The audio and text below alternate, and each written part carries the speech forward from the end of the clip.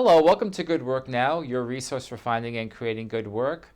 One of the most frequent complaints I hear from managers is regarding their teams, that their team members are fighting and they can't get along. I'm so glad to have back with us on Good Work Now Dr. Jeff Graddy, who's going to help us explore this issue of team leadership. How can you as a leader be more effective at managing your team? And Jeff Graddy is a senior associate with the Leadership Research Institute. He's also an executive coach and leadership development consultant, and he works with hundreds of managers on this very challenging issue of effectively leading your team. Jeff, let's start off with talking about the challenges facing managers in terms of teams and leading teams. What do you see as the most difficult thing about leading teams? I think there's a couple challenges.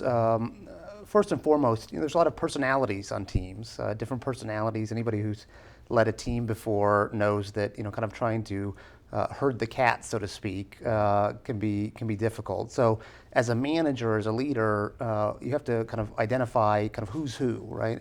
Kind of what are their different styles, what are their preferences, and just kind of understanding who makes up the team is kind of the first big challenge. And then, of course, how do you address or deal with those different kind of personalities? Both yourself, dealing with any one individual. Let's say that you're, kind of a big extrovert, and that you tend to over-communicate things with people, but you have an introvert on the team who just wants to get kind of all communications through an email. Of course, there may be a mismatch there. Also, as a leader, you're responsible for everyone else on the team getting along, and everyone else kind of gelling with each other. So there's kind of this personality-based challenge. Kind of more relevant to the business at hand, there's a difference in opinion about what should our goals be, or how do we get to those goals. So there's a challenge or difficulty in making sure everyone's aligned. And that, besides kind of the personality issue, tends to be the second most kind of talked about and addressed issue within teams. That makes it both difficult and rewarding. How is leading teams different today than, say, 10 years ago? Well, I think one of the biggest changes that's happened is really even outside of corporate America, which is just technology. Of course, technology being adopted within the workplace has really transformed a lot of things, but teams in particular, in terms of not having to be co-located at all times, being able to work across time zones, being able to communicate in real time, kind of no matter where you're at. So, for example, you might be Skyping a colleague in Asia. It's 8 p.m. here, it's 8 a.m. there. You can actually still get that idea out the door and to your boss, or distribute some information to your team so that people can keep working. So productivity has really been enhanced by the idea that we can work kind of 24/7. Now, there's a downside to that, in that we have to work 24/7, and that you're always plugged in, you're always attached to your BlackBerry.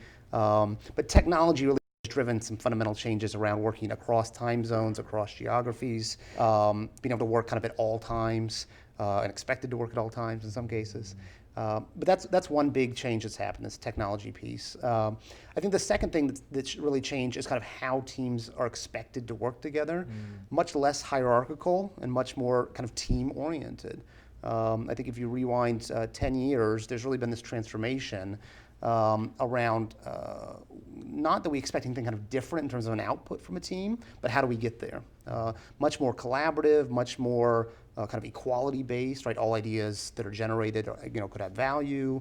We need to listen to more people, and less so that kind of there's a team leader or manager and they set the directive and the team does exactly what kind of they're supposed to, or what the manager's kind of idea of how that work gets done is. I think it's much more inclusive and collaborative because people have found better results with that kind of team function than they would have 10 or 20 years ago.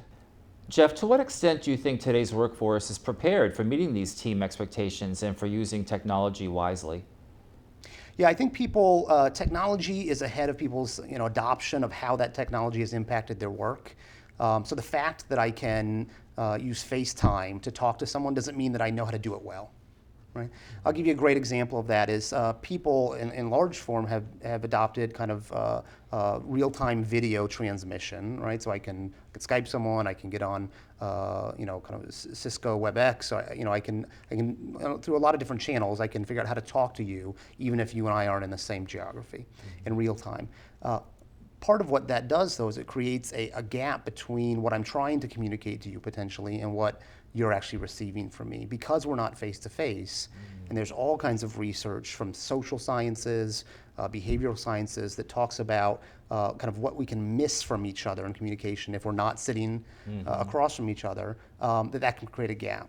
So whereas I think I'm communicating both directly and indirectly how urgent this matter is, and I really need you to stay on top of it right away, because maybe we're missing the nonverbal cues that we would get if we were sitting in the same room, that maybe you don't receive that message. Maybe you think that it's the third priority, because something subtle or nuanced about the way I communicated got lost because we were on a teleconference or because I was looking at a screen as opposed to your actual face.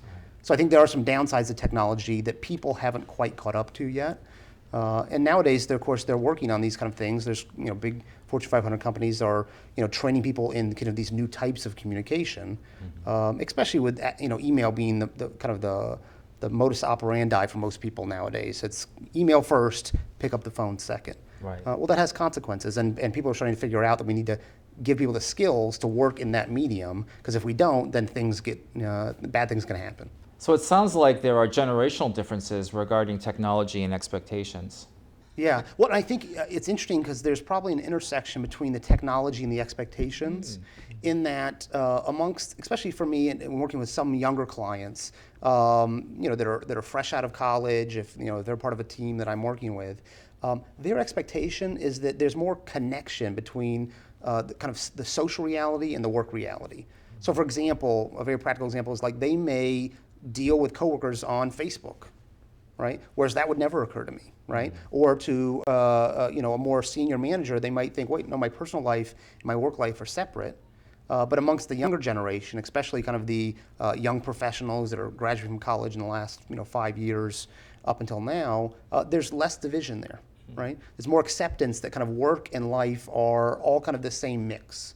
And of course, technology facilitates all that with social networking and always having your BlackBerry or your iPhone that you can communicate with people.